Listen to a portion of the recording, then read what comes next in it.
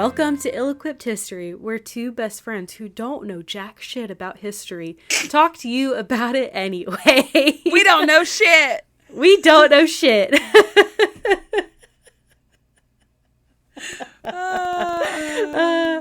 That's what we told Kit and Rory at their live show. I still can't believe that just flew out of my mouth.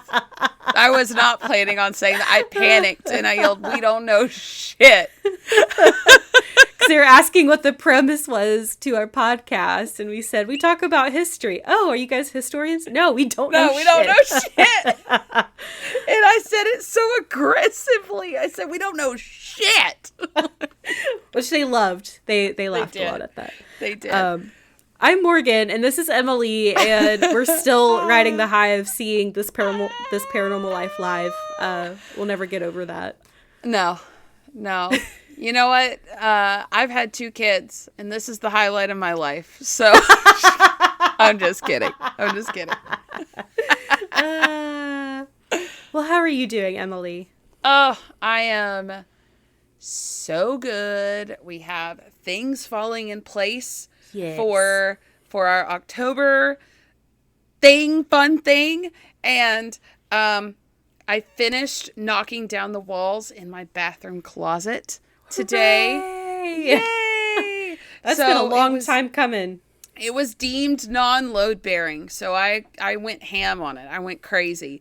And so now you have to, do the thing where you put it back together, which is a fun part of life. But and I'm going to have to get in the attic to completely finish it. But that's okay, because we're making headway.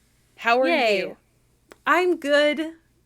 I'm just living life. Not vibing. Tearing down walls. Okay. You could come help. I could find you something to do if you're bored. I'm sure you could. Yeah. There's always a task at your house to be completed. So, are you ready? I'm ready. I do want to give a little bit of a warning, an emotional warning to our listeners today. This one is going to be a little bit of a heavier episode. If you're not sure, if you've never heard of the person we're talking about today, but we're also going to talk about how he revolutionized and saved a lot of lives. So just know that going in. So it's going to go down to come up. It's going to go pretty down, and it's going to be a little bit of a roller coaster, but overall. Okay. For the better. Positive. For the better. Yes. Got it. Got it. Okay. The year is 1847 in Vienna, Austria. 29-year-old Ignaz Semmelweis has just returned from a vacation in Venice. Now that I've cleared my head, I can get back to what's killing all these mothers and infants in my maternity ward. I feel like I've exhausted all options, but perhaps a new solution will present itself. Moments later, the secretary of the medical office approaches Ignaz with sad news. Dr. Semmelweis, something very unfortunate happened while you were away. Dr. Kolechka died. Died? How could he have died? The man was as healthy as a horse. We're not sure. It was just days after he performed an autopsy with one of his students. Maybe his own autopsy will provide some answers. Ignaz throws himself into the autopsy reports about his friend's cause of death. What he reads staggers him. It appears he died from a disease. This disease looks remarkably similar to puerperal fever. But that's impossible. He is a man, not a woman. Wait, it says here the autopsy was performed on a woman who died of puerperal fever. It appears the fever may have entered his wound on his hand. Ignaz stands in silence for a few moments as realization dawns on him. This is the piece I was missing. It's not the air or the brain or the uterus that causes this disease. Dr. Kolechka died after an autopsy of a woman with the fever. And the doctors in this department are always performing autopsies on women who die of this fever. They must be transferring particles from the cadavers to the patients. That's it. It's the doctors. The doctors are transferring puerperal fever to expectant mothers when they are assisting in delivery. Ignaz is triumphant for a few breaths. Then horror crosses his face. We're killing these mothers. We must do something to stop this. We have to decontaminate our hands. He begins collecting different solutions in his laboratory in order to experiment and develop the best chemical solution. With time, Dr. Ignaz Semmelweis will begin preaching his findings that hand-washing techniques with sterile solutions will prevent the transmission of disease, and he will save millions of lives with his practices from this moment on.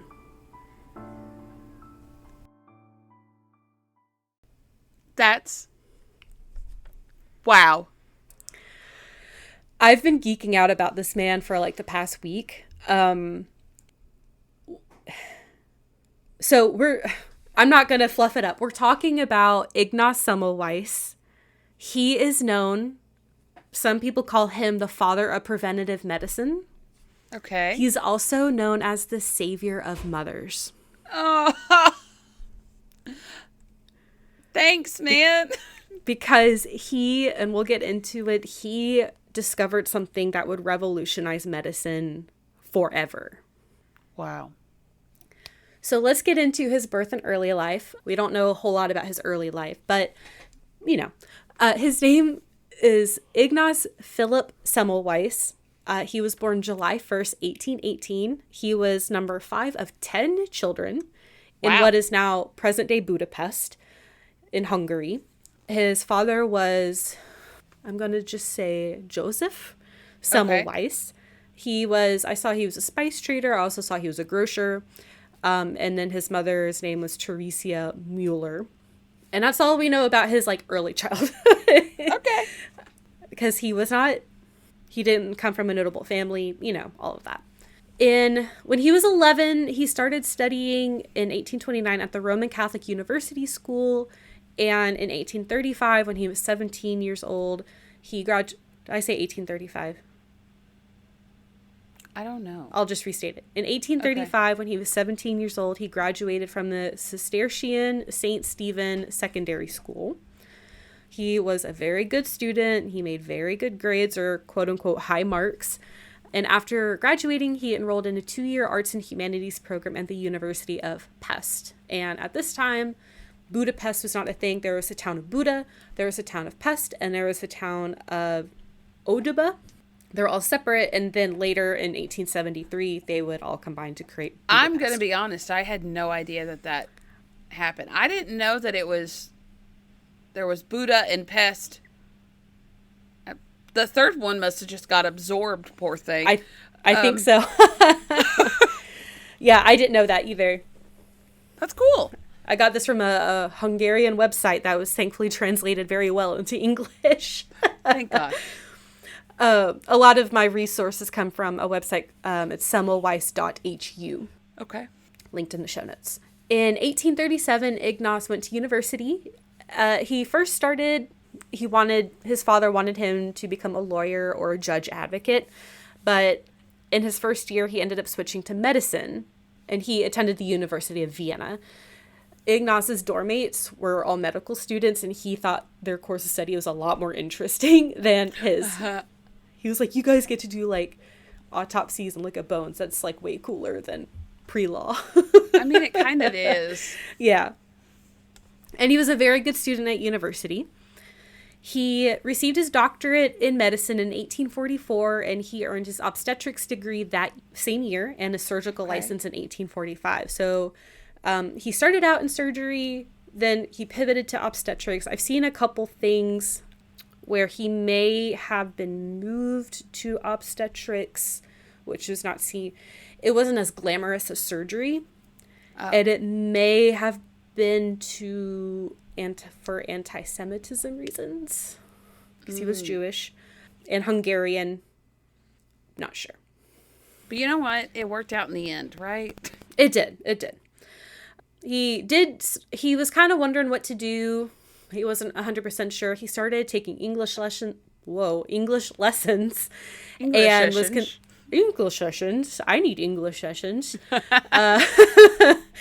And he was thinking about maybe going to Dublin in 1846, but he changed his mind when he was reinstated at Vienna General Hospital. And Vienna is in Austria. I didn't mention that. There was some things going on where, like, he was accepted for the position, and then the guy who had it before, who had left, like, came back, but then he left again, and then Ignaz was, like, reinstated. It was very big. Oh, okay. Confusing. A lot of stuff. Yes. So that year, in 1846, he became assistant professor in the maternity ward of the Vienna General Hospital. And this is when we're kind of getting to, like, the more triggering subject matter. We are going to be talking about maternal death a lot in this episode. So I just want you guys to be aware as we're going forward, because that is the foundation of how Ignaz did his research. So he's in the maternity ward, and he started noticing, like, all these deaths. So he started observing and collecting data.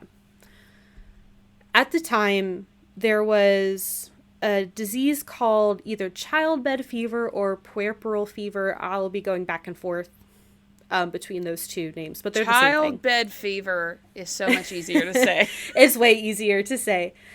So what it is, because they didn't know this at the time. This is before germ theory. Okay. What it is, it's caused by harmful bacteria and pathogens entering the birth canal, causing infections and later sepsis. Okay. Women usually died within a few days of contracting this fever. The believed causes of death, again, this is before germ theory, was due to either, like, the hospitals were too crowded, poor ventilation, the onset of lactation, or miasma. And miasma is just bad air. Because that was still kind of a theory of medicine, is if you breathe in bad air, you'll get sick. Which isn't wrong, but it's not the cause of diseases. There is a lot of diseases you can get through air. Yes. But not all of them. And they're caused by bacteria or viruses, not due to, like, air being bad or, like, smelly. Right. No, the air just carries it. Yeah, exactly. Yeah. I got this quote from Britannica.com. Many seasoned physicians resigned themselves to the fact that, quote, disease was unpreventable. Because they didn't know what really caused it, so they couldn't really prevent it. Like, they tried. They, like, made sure ventilation was as good as possible before the invention of air conditioning. Like, try to have a lot of windows, whatever. Yeah. So, one very interesting piece of trivia, a very sad piece of trivia. So, at the time, the maternal death rate by midwives or home births was 5 in 1,000. Okay. Which is lower than what I was expecting. Yeah. Like, these are not in medical facilities. This is either done at home or with, like, doulas or midwives. Right. In maternity hospitals, that rate could multiply by 10 or 20 times. What? Crazy high levels of maternal death in hospitals. And we kind of talked about, in one of our bonus episodes, we were talking about, like, medical practices that are no longer used. And we briefly did talk about how for a long time hospitals were actually, like, less safe than, like, being outside and, like, getting horribly injured. Yeah. Child mortality was also very high, and the rates of childbed fever would go as high as 30% of causes of death in some cases. And it could kill both the mother and the infant. So it was a really, really big problem. It was really, really sad.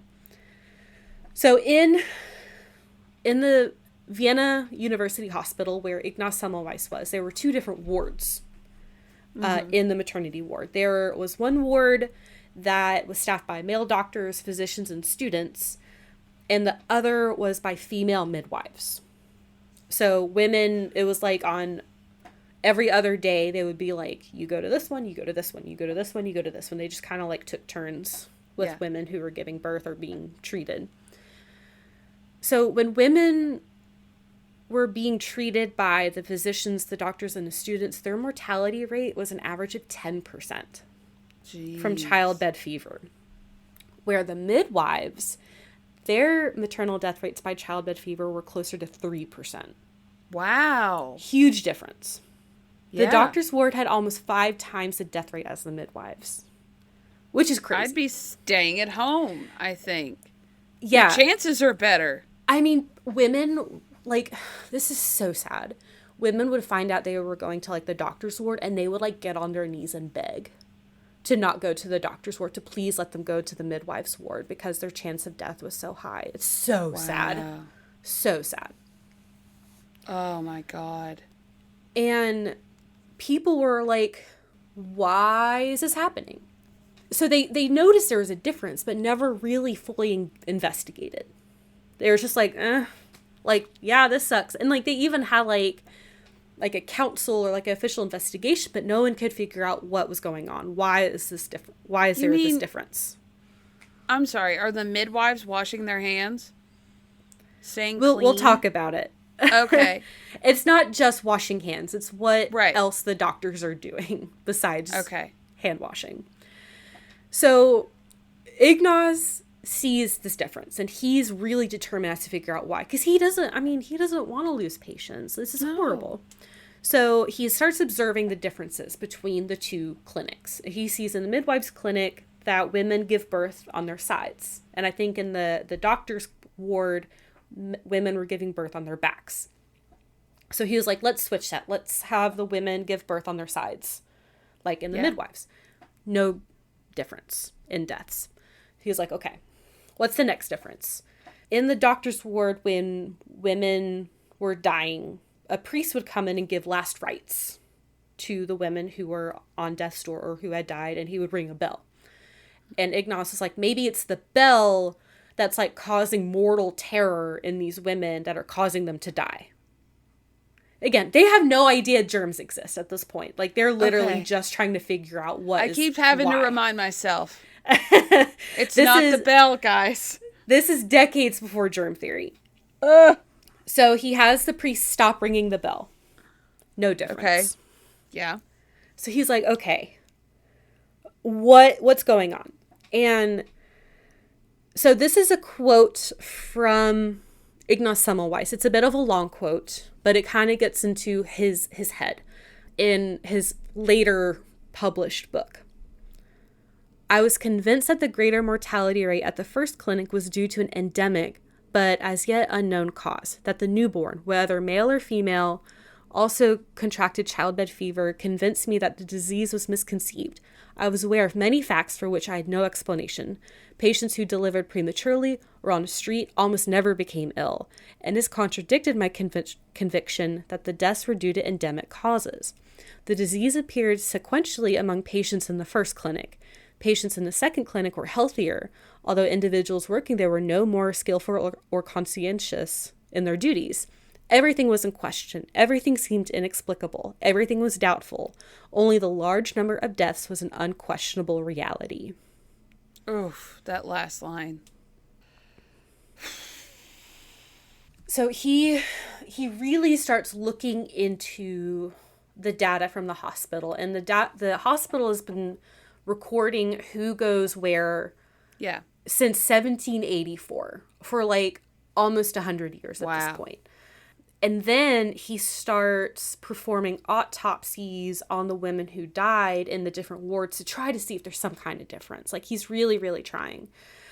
But he was not finding answers. So he took a vacation to Venice to try to, like, get a change of scenery, clear his mind so he can come back refreshed. And when he comes back, he learns that one of his good friends, whose name was Jacob Kolečka, he was a professor of forensic medicine at the University of Vienna. He was performing an autopsy on a woman who had died of childbed fever and died himself.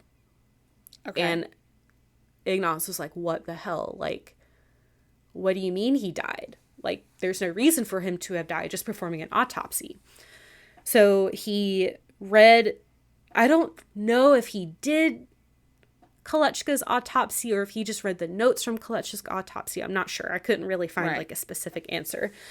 But he studied like his friend's pathology and the cause of death, and he realized that Kolečka had a cut on his hand. I saw it was like caused by a student he was conducting the autopsy with. But he got a cut on his hand, and this is also before gloves. Right. While he was performing an autopsy on a woman who had died of childbed fever. Right. And when Ignaz was studying the autopsy report, he was like, wait a minute. Kolechka died of childbed fever. But he's not a woman nor giving birth. Right. Holy shit, this is a transmissible disease. Right. Like, this was... No one revolutionary. Knew this. Yeah. And, again, like, this is... He doesn't know it's bacteria. Because, again, like, no one has a lens powerful enough to identify microscopic beings. But he's like, somehow the fever was transmissible to my alive friend through a wound in his hand, and he died from that same condition. Holy shit. Holy shit. So I saw this interview, or like information from Justin Lesser, who's an assistant professor at Johns Hopkins School of Public Health. And he said that around this time, the big scholarly thing among the medical field was that physicians were focusing more on the science of medicine, meaning they did a lot of autopsies, focused on anatomy, collecting data, and analyzing statistics. The doctors were performing autopsies. The midwives were not performing autopsies. Oh, jeez. Yeah, that's a difference. Semmelweis's hypothesis was that cadaverous particles were causing the infections while the doctors were assisting in delivering children during birth. And therefore, the infection was going into the birth canal and killing these women. Yeah. So he was observing, and he noticed that physicians were going straight from performing autopsies. They would wash their hands with soap and water. But again, this is the mid-1800s. They don't have antibacterial soap. It's probably just like lye or whatever. Yeah. And then going into delivering babies in childbirth. Wow. And he's like, this is it. We're causing the deaths of these women. Yeah. And one thing that he noted, again, because doesn't know bacteria exist, he noted that even though the doctors were washing their hands with soap and water, the smell of the cadaverous particles lingered. So they still smelled bad. So he was like, okay, the hands still smell bad, so there's still the particles on their skin. Makes sense, yeah. But we just can't see it. So he immediately jumped into action and started experimenting with some different chemical solutions to see what would get rid of the smell on the hands of someone who had just done an autopsy. Okay.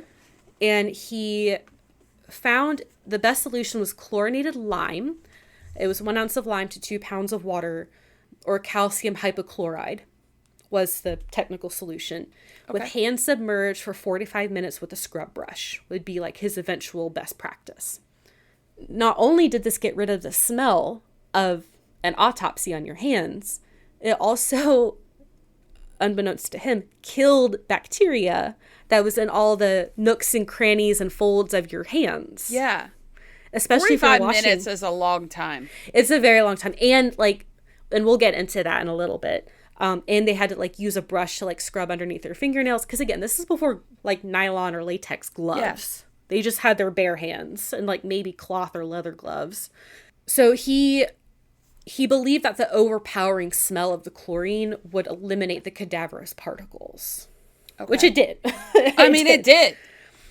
It's like you did the wrong solution, but you got the right answer in a math I said problem. That exactly. I came to the exact, that same thought came to my head. There was an almost instant reduction in deaths when he began implementing this.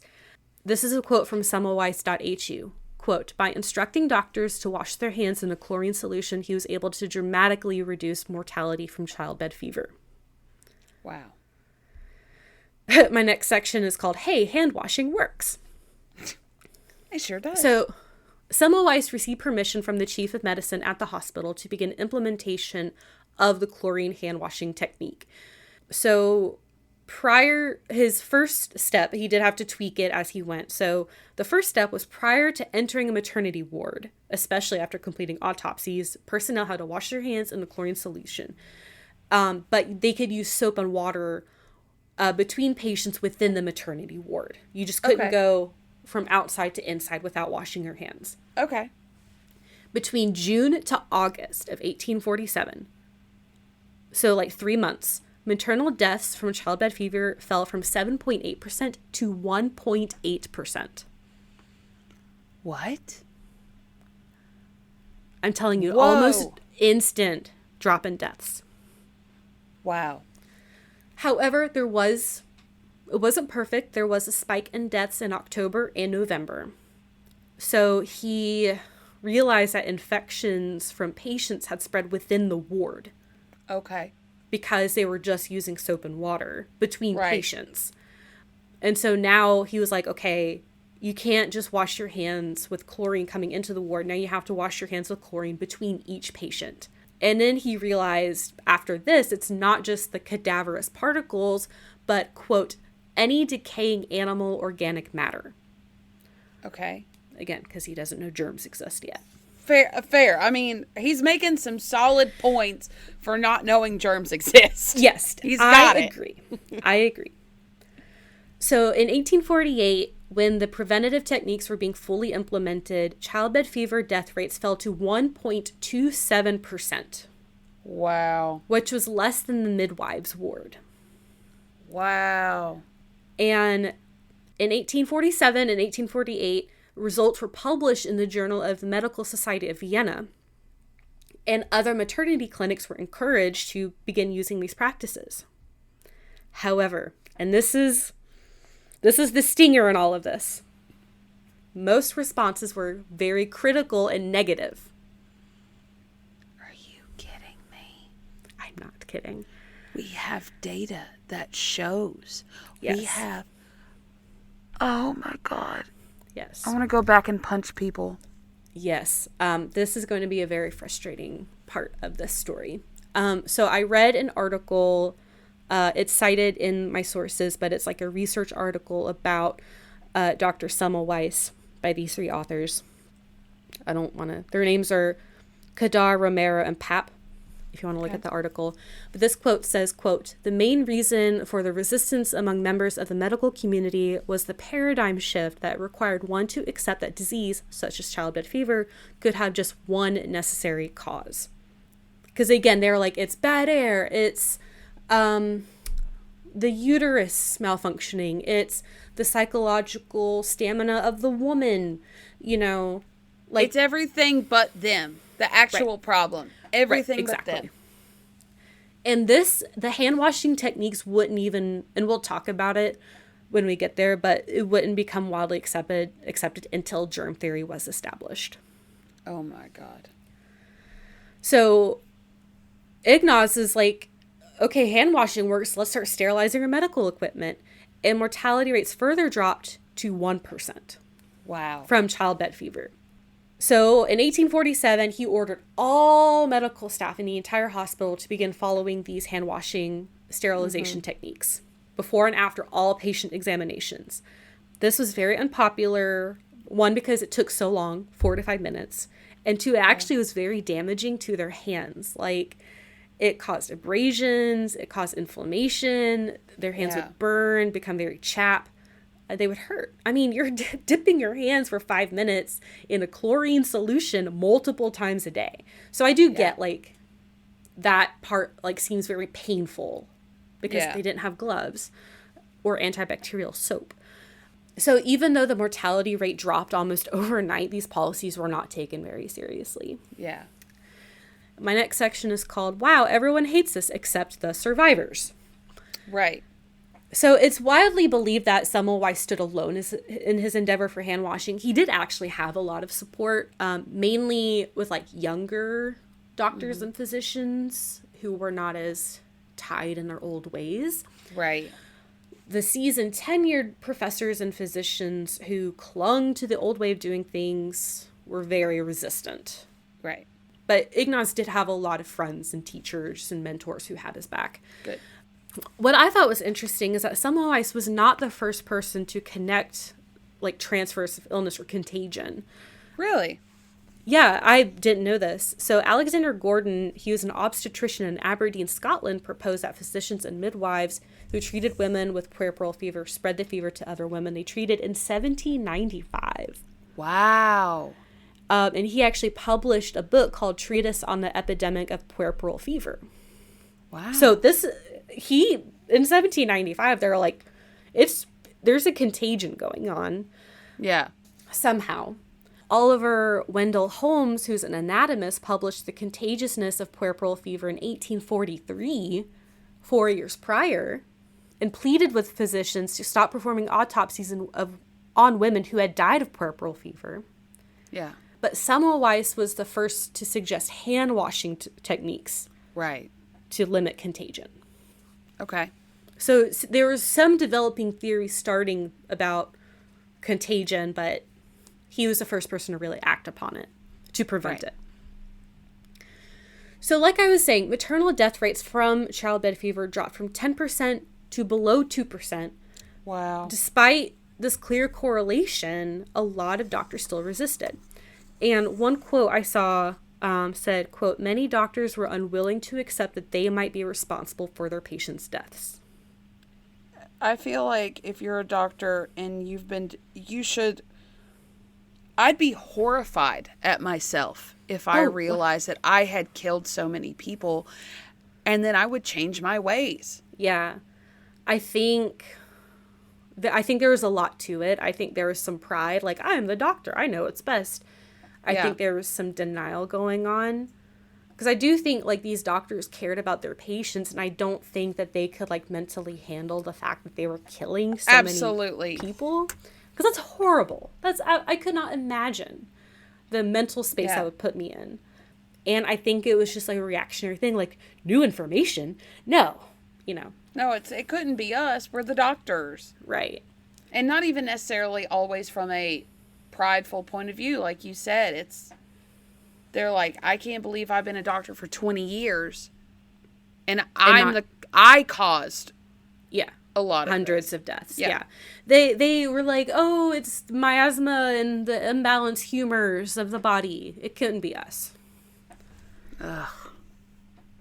Physicians were not ready to dismiss or let go of this idea. They were entrenched in tradition and, quote, prevailing medical dogma. Okay. My next section is called Screaming in the Void. Okay. So I think he was like the superior of the hospital, one of the higher ups of the hospital. His name was Professor Johann Klein. He saw Semmelweis's results and rejected them and said they were due, like, the reason that they were having such good results was because they just added new ventilation into the hospital. It wasn't due to hand washing, it was because they were having good air. Your face. Yeah. I got this quote from Museum of Healthcare website. Quote, "Klein was part of the old guard and resented Semmelweis and his young peers both for their liberal views and for the implications that hospital policies were to blame for the high maternal mortality rate at the male-run clinic." What also did not help was Ignaz was abrasive. He was very annoying and would just full on, like, insult people who disagreed with him, which made him a lot of enemies. Yeah, he stands up for his rights. I'm here for him. He does. I mean, he would, like, I saw stories how he would, like, scream at people, like, in the middle of the hallway or in the middle of the street. He'd be like, "You're a fucking idiot," I assume. I love it. I love it. You get him, Ignaz. Between March and August of 1848, no deaths in childbirth in his division occurred. Not a one. Wow. From fever. It said no deaths. Whoa. Yeah. Wow. I know. He was hired at the University of Vienna for a 2-year position.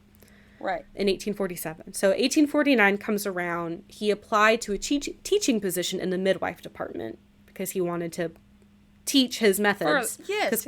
Clearly they work. And he was declined. That same year, he did give a lecture at the Medical Society of Vienna called The Origin of Puerperal Fever. And he also gave a similar one in 1850 at the Vienna Medical Society. So he tried again to apply for a teaching position at the University of Vienna. And they're like, okay, you can, but here's like these very humiliating stipulations. Oh. It was like, I'm trying to remember what they were. They were pretty terrible, like even in modern day standards. It was like, you can only teach on these days. You can only teach like these specific students who like were seen as like not as great, I think. And like he wouldn't be able to even go into a clinic. He had to like do everything from a classroom. He wouldn't have like any materials to use. Like it was just like, what? Basically like, you don't want to accept this teaching position. So he didn't. He actually ended up leaving Austria completely and went back to Pest in Hungary. I think this is later, but Semmelweis, after he was not rehired and given those humiliating circumstances, Ignaz wrote to Joseph Spath. He was a professor of obstetrics at the University of Vienna. And this is a letter. Quote, "Within myself, I bear the knowledge that since the year 1847, thousands and thousands of puerperal women and infants who have died would not have died had I not kept silent, instead of providing the necessary correction to every error which has been spread about puerperal fever. And you, Herr Professor, have been a partner in this massacre. The murder must cease, and in order that the murder ceases, I will keep watch, and anyone who dares to propagate dangerous errors about childbed fever will find in me an eager adversary." Wow, he's ready to fight. he's ready to throw down with this man. Good for him. Yeah. I mean, calling it murder. At this point, it's like willful ignorance and murder. It is. I told you the solution. We can stop. And there's evidence to show, like, it's not even, like, an accident or a coincidence that it works. Like, it's verifiable. Yeah. It's repeatable. It's provable. It's all the bulls. It's all the bulls. All the bulls. And it is bull. It is. This is such bull. So in 1850, Ignaz returned to Budapest, Pest, and accepted the head of obstetrics and gynecology at St. Rochus Hospital position for 6 years. Okay. And he began implementing his hand washing techniques. While he was there between 1851 and 1857, the childbed fever mortality rates fell to 0.85%. Oh my God. Meanwhile, in Prague and Vienna, averages were 10 to 15%. Again. They went right back up. Crazy how that happens. Oh, those poor women. So in 1855, a guy died. His name was Professor Burley, who believed that childbed fever was caused by bowel issues and could be cured with purgatives. He was a very staunch opponent to hand washing with chlorine solution. I don't like him. I don't either. So he died. And okay. Ignaz assumed his role and became professor of theoretical and practical midwifery at the University of Pest. Okay. So he took over the maternity clinic, which apparently was in horrid conditions. It was terrible. The death rates were incredibly high. Oh. He had to fight like admin and authorities for bed sheets and laundry services. Like, it was crazy. What? He basically had to go and like turn this entire ward around from the bottom. Wow. It was, I don't know where it was before, but after 4 years, he was able to move the maternity ward to a completely separate location called the Kunewalder House, which was way more open. It was hygienic. And when he moved to the better location, so even before he had moved to like the better location, when he was still in like the terrible conditions, he was still able to drop the childbed fever mortality rate to 0.39%. And before the clinic moved in 1860, it never, for those 4 years, it never went above 0.9% mortality rate. Wow. So in 1861, he is at the Kuhnwalder house. I hope I'm saying that right. I don't speak Hungarian. He posted his hand washing directive on all the doors of the maternity ward. The title was called, quote, Instruction to the medical students studying at the maternity hospital of the Hungarian Royal University of Pest to prevent childbed fever. It was his whole directive. What? That was just the title of it. I think I blacked out like halfway through that. Basically, holy shit. Hey, students, wash your hands. Or I'll come for you. Yes. He ordered all hands must be washed with a chlorinated solution before examining women about to give birth. Another quote from Semmelweis.hu, quote, childbed fever is mostly caused by students examining women in childbirth with fingers dirtied by decaying animal tissue. Consequently, doctors who work with cadavers or the above-mentioned illnesses cannot be allowed into the maternity practice. Okay. So this was on the directive. Like, this is why we're doing the hand washing, because you will kill your patients. Yeah. Well, it's good. Yeah. Accountability. Exactly. So honestly, like, Hungary was like super excited about this. And like, he did face a lot of opposition, but there were people who fully agreed with him. And actually, he was offered the chair of obstetrics position at the University of Zurich in 1857, but he declined. He was busy. Yeah.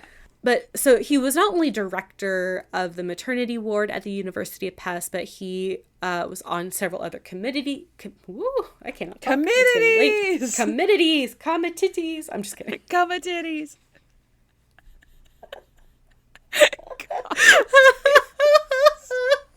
I don't know why my brain did that. Okay. We needed some levity in this episode. Yeah. Goodness gracious. He was on several other committees at the university. He was the head of the Central Vaccine Institute, and the professors had like their own like library for resources, and he was the librarian. So around this time, he had a friend. I should have looked up how to pronounce this name. So his friend Lajos Markusovsky. I hope. Okay. I'm pretty sure I butchered that. It sounded great. Thank you. I feel like there's a lot more letters than what I said. I don't know. I can't see the word, so it sounds good from here. So he helped his friend Lajos publish, I'm not going to attempt it in Hungarian, the Hungarian Medical Journal. Okay. Helped him start his own medical journal, which is one of the oldest Hungarian medical journals, and all of Ignaz's Hungarian language articles were published in this journal. So he's starting to get some of his stuff out there. Okay. But he didn't even publish like his findings about the chlorinated solution like publicly until 1858, which is like 13 years after his discovery. Wow. And like his friends had to kind of bully him into it. Okay. They're like, Ignaz, publish it. Dude. He was like, fine. So the etiology of childbed fever was published in the Hungarian Medical Journal, and then he later published his book, The Etiology, Concept, and Prophylaxis of Childbed Fever in 1860. And he actually sent a copy of his book to the Council of the Governor General in Hungary. So when the government got wind of these techniques, they were like, hot damn, let's start implementing these everywhere. And like the government started mandating all hospitals in Hungary follow the hand washing techniques. Show you guys. Right. So in September 1st, 1862, there was country-wide orders to implement chlorinated hand washing practices. So not only did he send his book to Hungary, like the government of Hungary, he sent the copies of his book all over Europe, but a lot of responses were negative outside of Hungary. They dismissed and even attacked his research and ideas. There is a very prominent and respected physician named Rudolf Virchow. And he believed childbed fever was caused by, quote, inadequate uterine contractions, which caused thrombosis in vessels in the area around the uterus, and that these thrombi were transformed into puerperal fever. He also attributed the causes to atmospheric conditions and to psychological conditions of the mother. I'm trying to be so kind. I am. I'm holding it in. Okay. Yep. So, nope. Yep. However, in 1864, Virchow did say, quote, I recognize the merit of the Vienna school and most specifically that of Semmelweis. So it took a while, but he did start coming around to hand washing. Jesus. In the meantime, Ignaz does eventually get married. He married Maria Weidenhofer in 1857. They did have 5 children. Unfortunately, only 3 would survive into adulthood. Oh. And only 1 would have children of her own. Very sad. And I don't know a whole lot about his family. Most of this conversation is about his medical practice. Yeah. So not only was he like big in, eliminating disease, he was, quote, a pioneer in experimental etiology. He performed the first ovarian surgery and the second cesarean section in Hungary. Damn. So in 1863, he performed the first successful ovariotomy. There it is. In Hungary, and the second to perform a C-section on a living woman in 1857. Unfortunately, the baby had died in the womb. And the woman, the mother unfortunately died the next day. Apparently she had like horrible rickets and like her skeleton was like very deformed. Oh. A C-section where both mother and baby lived wouldn't be performed in Hungary until 1890. So they were still quite a ways away from that. I mean, C-sections were so dangerous. I mean, they're dangerous now. Can you imagine before the discovery of bacteria and antibiotics? As someone who's gone through 2 C-sections, no, thank you. No, thank you. I mean, yes, would I have died in childbirth? More than likely. But I was going to die either way. So. Yeah. Meh. At least they got that baby out of you, right? Both times. They got their eviction notice. Yes. So while he was the director at the University of Pest, he emphasized the teaching and instruction of obstetrics. Over 10 years, he gave 1,960 comprehensive exams to medical students, prospective surgeons, obstetricians, and midwives. So he was like, y'all are going to know your shit. Good. Yes. The proficiency of the students also improved with Ignaz as head of the department. At the end of the decade, there's only a 1% failure rate in the program. What? If anyone should have been made a vampire, him. Do you know how well our hospitals would be run if he was still kicking about? Seriously. Every year he taught 200 students in both Hungarian and German. Okay. Overachiever. I know, right? And he did have plans to publish textbooks on obstetrics and gynecology. But unfortunately, he never got the chance. Oh. So there's a lot of speculation that the constant isolation and ridicule from other professionals in the medical community were really, really affecting his mental health. Yeah. His mental health was observed to worsen over time. He ended up having like a pretty big breakdown. Apparently this is one story I found, in 1865, he was asked to go give a report at a faculty meeting. Mm-hmm. And when he got there, he ended up pulling a copy of the midwife's oath out of his pants and began just reading from it. Oh. And there was no kind of understanding or indication that, like, this was a weird thing to do. Oh.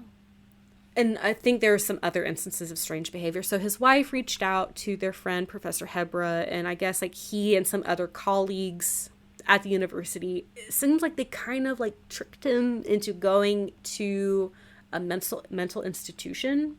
Mm-hmm. I don't think he realized he was going there to be a patient. Oh. Yeah. Oh. And then, yeah. But when he realized he was meant to stay, he, tried to leave. He tried to escape, but this is the 1860s in Europe in a mental ward. The guards beat him when he tried to leave. For fuck's sake.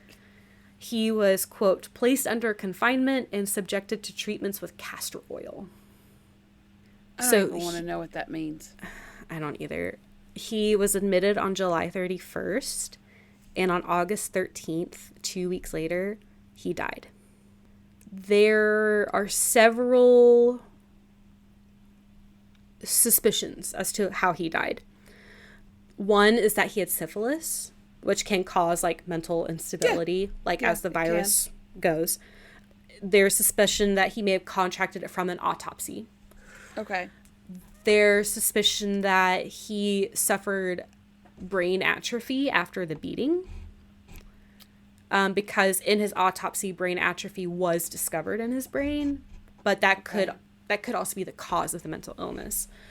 Right. It's also suspected he may have had bipolar disorder, and that is why he became very erratic. Yeah. Of course, no one knows.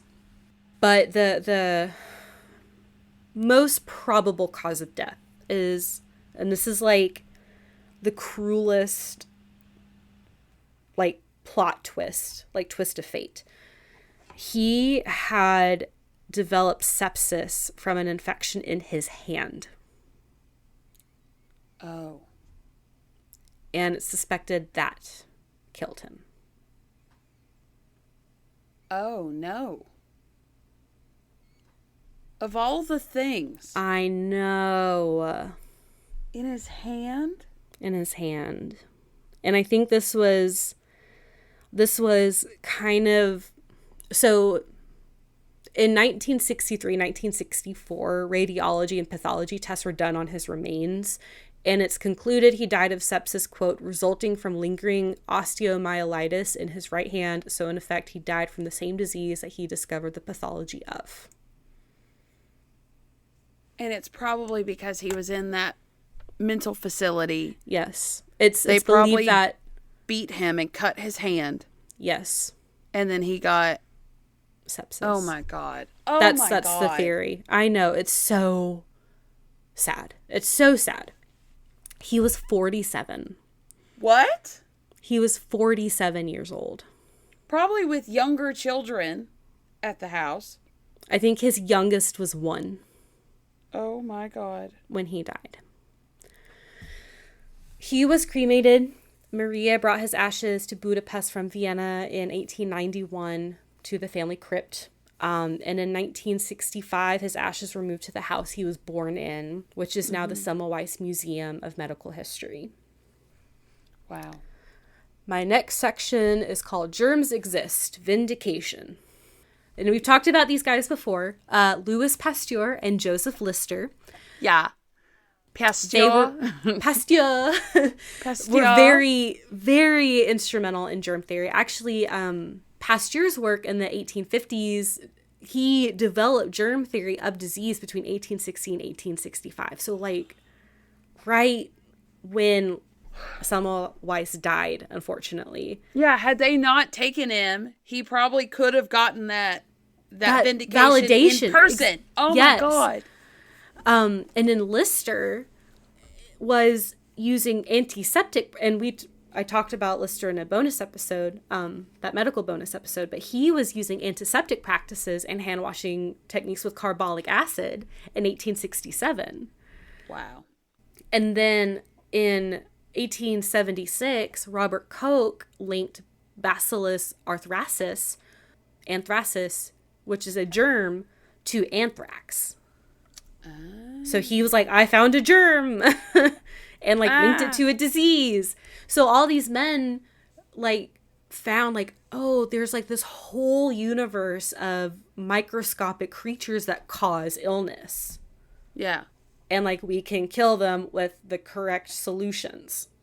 So all like they confirmed Semmelweis's theory about hand washing. And eventually it was found out that the cause of puerperal fever is group A hemolytic streptococcus. Oh, so it's a strep. It's a form of strep. Yeah. Ah, strep sucks. It really does. Yeah. So on to his legacy, because he does have a very big legacy. And I don't know if you've been going through the pictures. But I have. I keep scrolling up and down and just looking at him. So in the turn of the 1900s, Semmelweis is at this point celebrated for his contributions to the medical field. Because everyone's like, he was right all along. Germs exist and hand washing is good. Yeah. Like his research has formed the foundation of basic hygiene. Yeah. And medical practices worldwide. Like, I can't imagine going to a hospital anywhere in the world and you don't, like, at the very minimum, use, like, antibacterial soap in a medical office. Yeah. What is really interesting is that there's a phenomenon that was named called the Semmelweis reflex. Oh. And it's the automatic rejection of facts without consideration, study, or experimentation.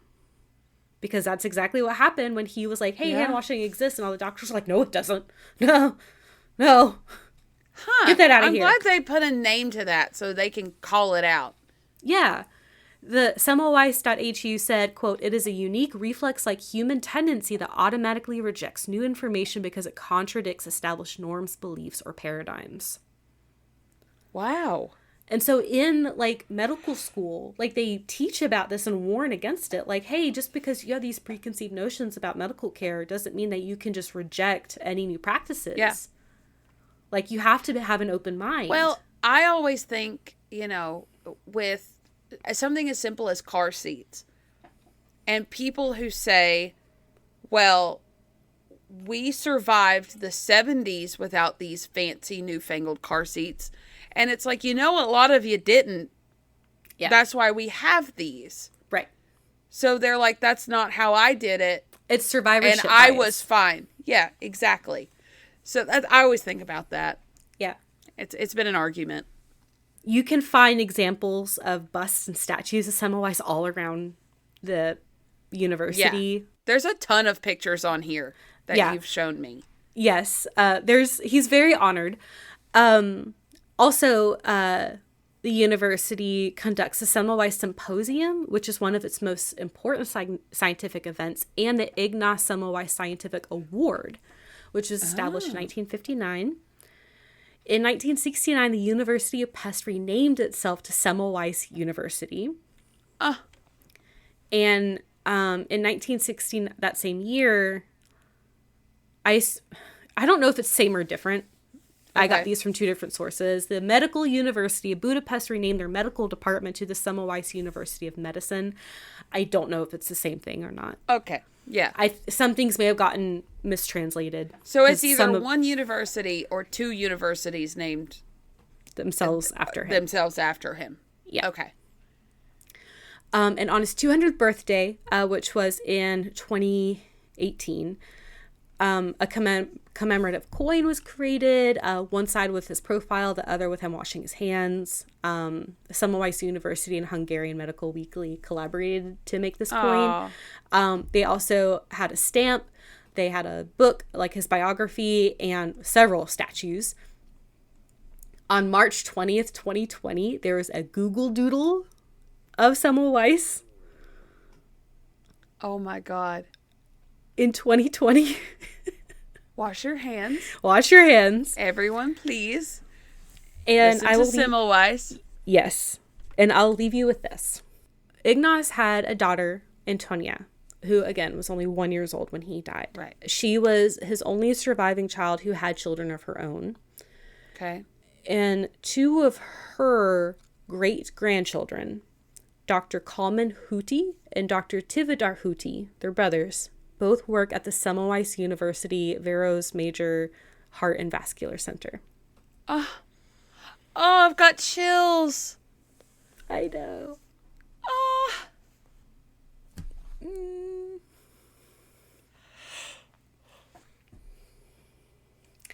And that's all I have on Oh Ignaz my Semmelweis. God. You know, we say Saviour it a of lot. mothers. There's a lot of people we want to go and just hug. Yeah.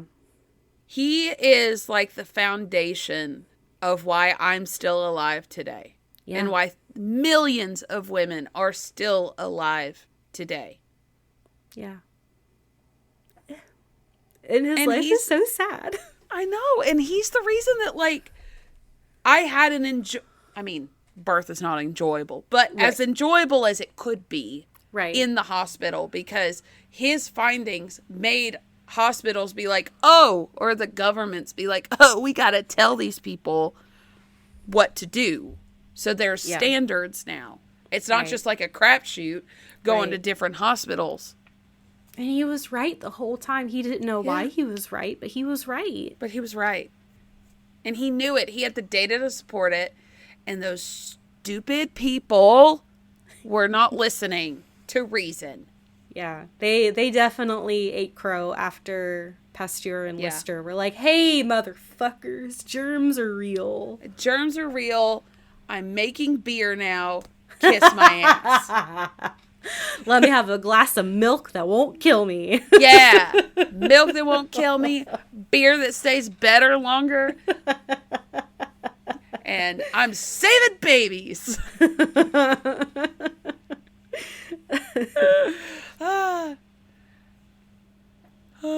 Well, sorry for the trauma, but I thought his story was very important to share.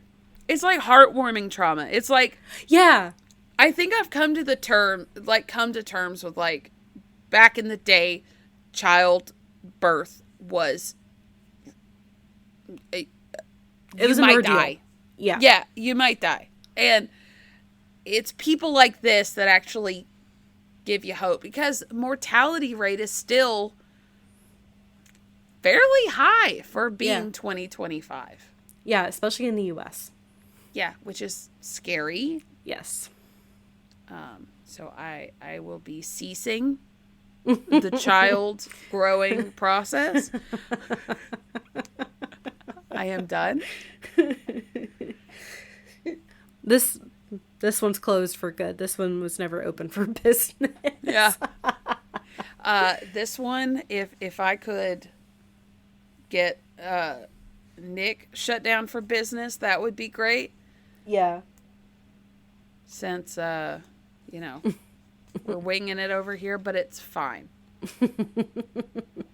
I asked my daughter if she wanted another sibling, and she went, no. I was like, that's same, girl. Okay. She changed her mind. Yeah. I watched my friend's 2-year-old for like 4 hours max. Done. She was over it. She was like, I've changed my mind. I don't want a sibling. They would literally, from their room, they'd go, Mom, he's in my room. I'm like, he's 2. What do you want? Don't let him eat a Lego. Yeah. So and it would be switched. That times a million if he lived there. Oh my God. Yeah. And I'm like, guys, you do realize that it took him 2 years to get to this point where he's fun. Like, they're breathing potatoes for like the first 3 months. Yeah. And then they're floppy, loud things. I'm painting it in such a beautiful light. Yes. But this is just like raw, the reality of it. And then the second year, they're learning how to do things, which is beautiful and wonderful, except they are in everything. Yes, guys, you would not have a good time. Would not have a good time. They don't come out and you can't just play with them, okay? Right.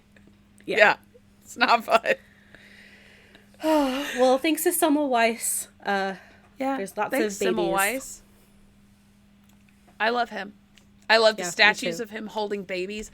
I like how one of these statues, he's just standing there with babies surrounding his feet.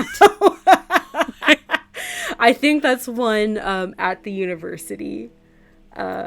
He looks like the way his hand is, he looks like he just dropped one on the ground. It does, kind of. He's like, I'll just put this here, I guess. I'll just set it down, hold my book, hold my Yeah. medical journal. Yeah. Yeah, the baby's out, fine. Take it away. I gotta hold my book. Oh my God. That's a lot of babies. It's a lot of babies. Socials. Should we get into socials? Yeah. Yeah. I'm sleepy. I'm I'm sure so you were tired. very sleepy. Okay, so if you like this, you can find more of us on Yes. Facebook, Ill-Equipped History Podcast Group and page. Instagram, At Ill-Equipped History. Gmail, Ill-Equippedhistory@gmail.com. TikTok, At Ill-Equipped History. Hopefully more will be coming out soon. yay, and Patreon. Patreon.com/Ill-Equippedhistory, where you do get bonus episodes every month for $5. And we send you stickers. Yes. And every time, Chris can attest to this, every time I make a new one, I send all of y'all new stickers. New stickers with a personalized doodle. I will doodle you a pun. I will do it. She's Doodle very doodle. good at it. Yeah. I like doodling. Okay. Wash your hands. And listen to if new data comes around, just give it a shot at least. Consider it. Weigh the pros and cons. And if things have a very strong correlation and are repeatable multiple times over, there may be some truth to it. Yeah, causation and correlate, like they do correlate. Yes. You know what I'm trying to say. I'm Yes. tired, y'all. Yes. It's almost midnight her time. Yeah. SOS. Okay, bye.